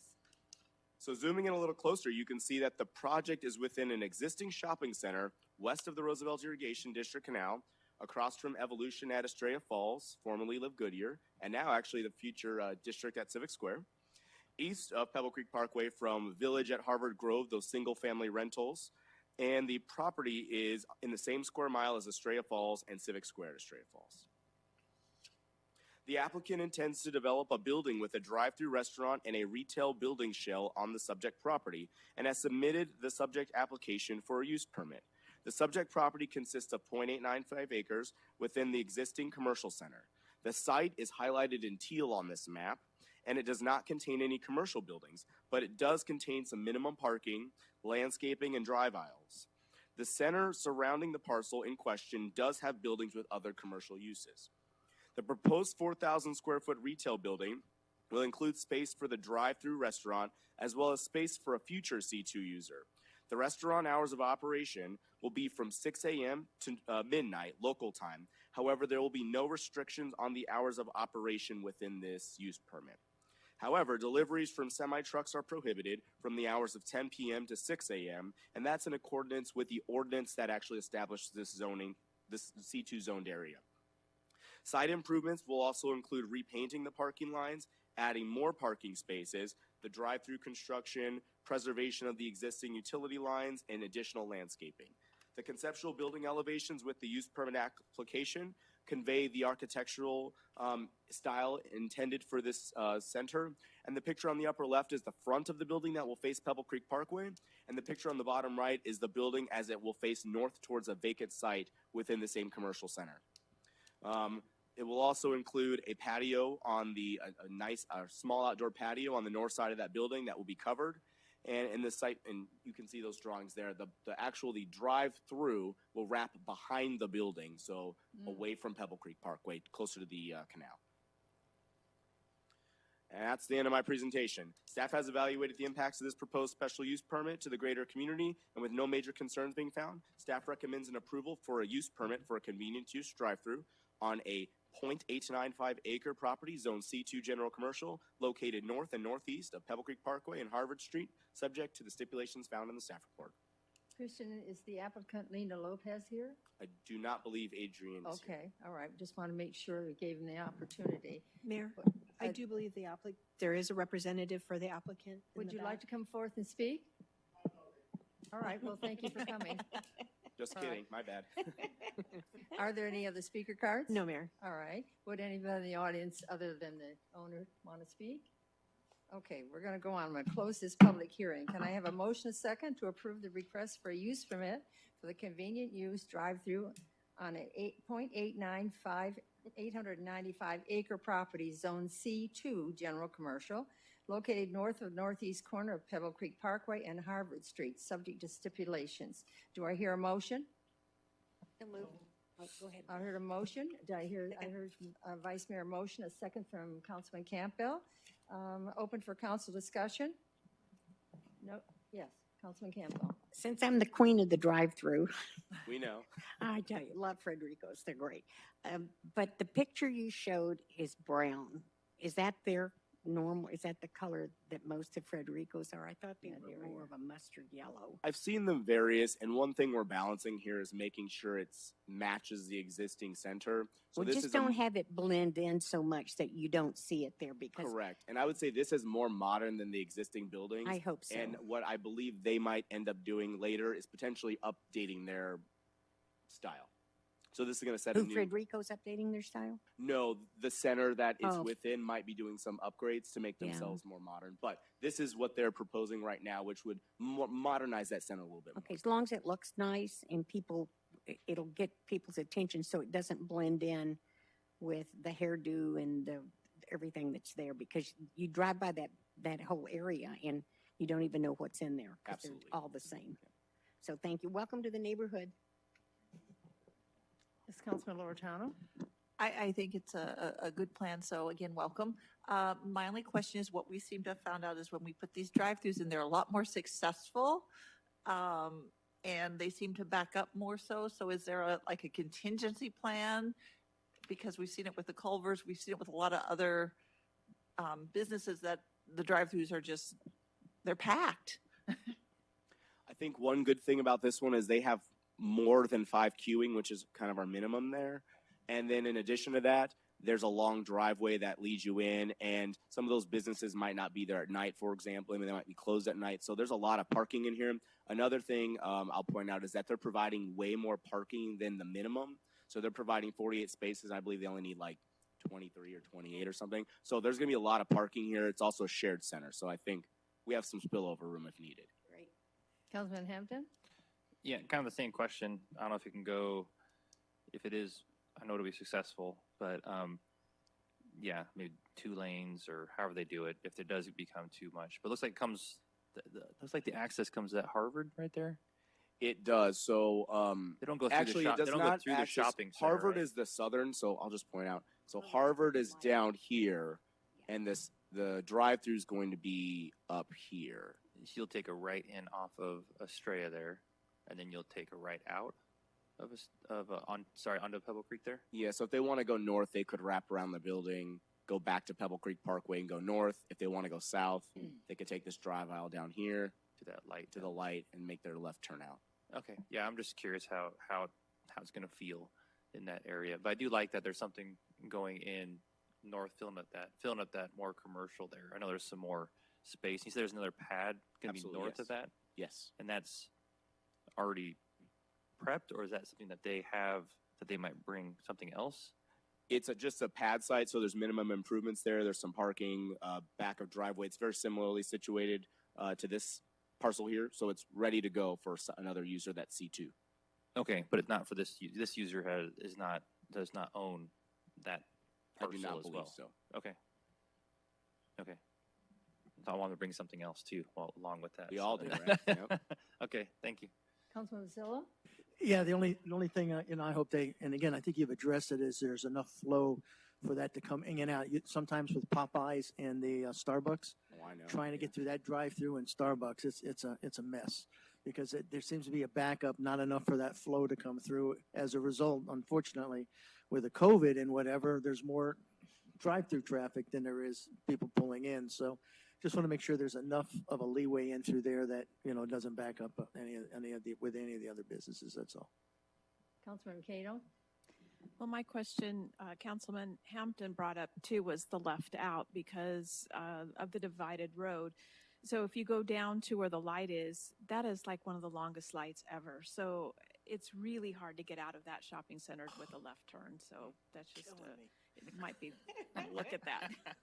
Well, I think that actually we have a lot of number of lights we need to adjust, and some advanced technology, right, is going to come on all those lights. So we've talked a lot about, especially when we talked about Estrella Parkway, you know, if you have to stop at every one of them as you go, you know, and I'm not very technical, but I know that when there isn't much traffic, the light will change and will be able, some people go through. So I think it'll all be improved.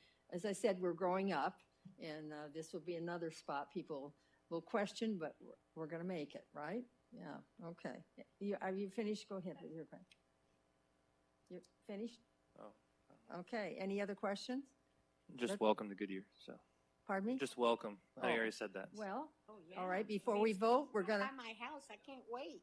let's go all in favor and welcome, but I want to hear the vote for all in favor, say aye. Aye. Aye. Opposed? The ayes have it. Welcome, welcome. We look forward to it. Okay, we're going to go down to the business. I would like to remind council again to wait for the motion and second before discussion. For on number 20, we have one item on business, is to consider adopting the notice of intent to increase water and wastewater rates and set the public hearing date. Finance Director Doug Sandstrom and Public Works Director Javier Sofa. Is he here tonight? Is Javier here? He's here. Oh, he's here. Okay. Sovich, Director, will present. Good evening, Mayor and Council. Last week, Council was presented with the results of the rate study that had also been presented to our Citizens Rate Committee regarding water, sewer, stormwater, and sanitation rates. Tonight's item before you is adoption of the Notice of Intention. The Notice of Intention sets the public hearing date for January 4th, 2021, and is the official start of the public process following all state statutes. With that, I'll open up for any questions. Thank you. Are there any speaker cards? No, ma'am. All right. Would anybody in the audience like to speak? Can I have a motion and second to adopt the notice of intent to increase water and wastewater rates by adopting a 5-year water and wastewater rate structure and set January 4th, 2021 as the date for the public hearing on the adoption of the proposed water and wastewater rate structures? Do I hear a motion? So moved. Do I hear a second? I heard a motion from Councilman Hampton. A second, Councilman Kano. Open for council discussion. No discussion? All right, then let's vote for it. All in favor say aye. Aye. Opposed? The ayes have it. Thank you, Doug. So that was Thank easy. you. Wow, Doug. Hit the easy button there, Doug. Boom. Boy. All right.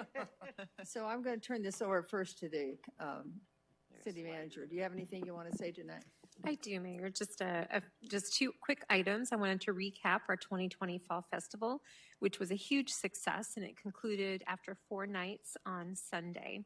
Wanted to share some numbers. We had 1,632 vehicles that came through, which was over 8,000 participants. They handed out 6,000 goodie bags, 5,400 pumpkins, and 1,000. Let me get the number right. 133,000 pieces of candy were distributed. We would like to thank our event sponsors and volunteer groups, Right Away Disposal, Sam's Club, Mission Church, Desert Edge High School, and a special thank you to all of our staff for their hard work to put together a very creative, wonderful, and safe event for our community to enjoy during these unusual times. I also wanted to highlight our Make a Difference Day, which was on Saturday. We had over 150 individuals who volunteered with special projects and including a food drive.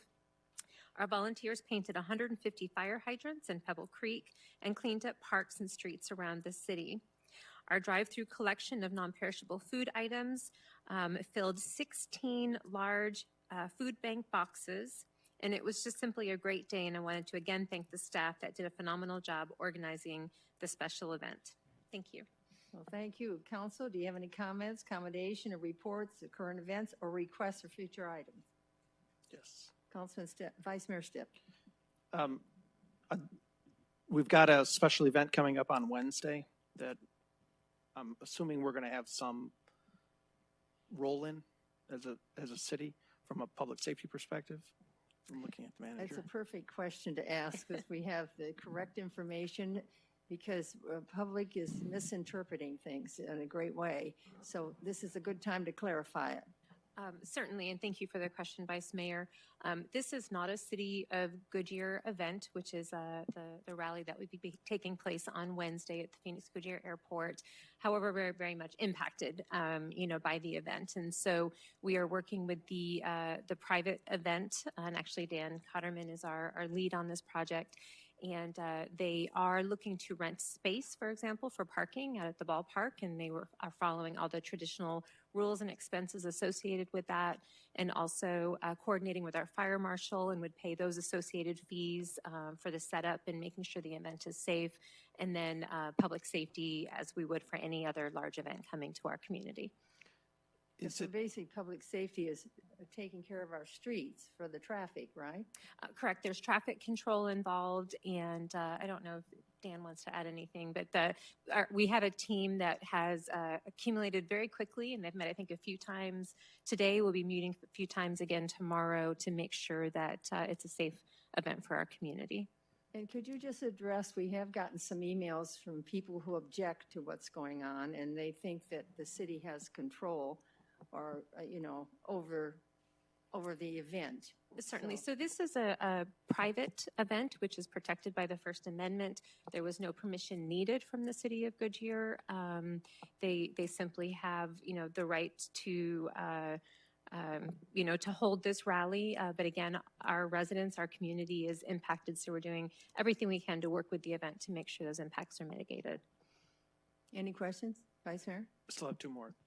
So what I'd like at the very end of this is a detailed accounting of what expenses the city went through, what we incurred for all of our expenses, and if we billed for them, and then if they've been paid.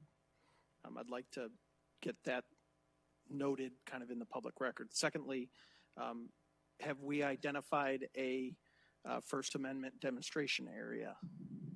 And has that information been made public?